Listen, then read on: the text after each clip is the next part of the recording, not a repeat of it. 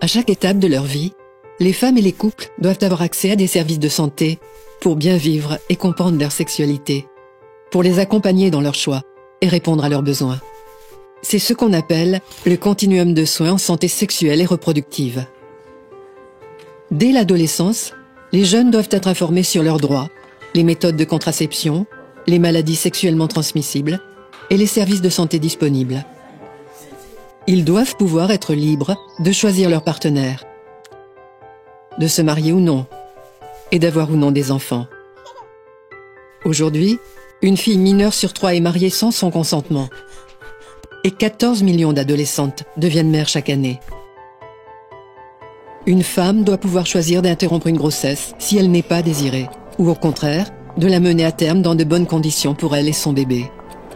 Mais 225 millions de femmes n'ont pas accès aux méthodes de contraception efficaces.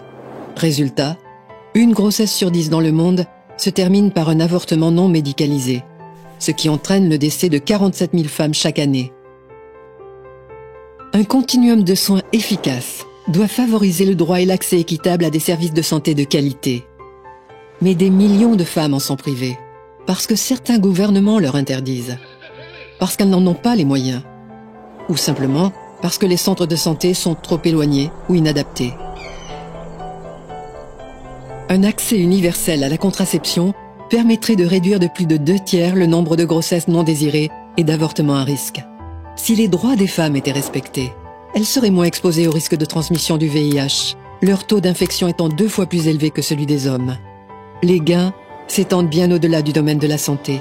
Les femmes et les adolescentes émancipées et à même d'exercer leurs droits et d'agir sur leur vie ont plus de chances de poursuivre leurs études, de mener une carrière professionnelle et de participer à la vie publique, mais aussi d'investir dans la santé et l'éducation de leurs propres filles, ce qui contribue à diminuer les inégalités de genre.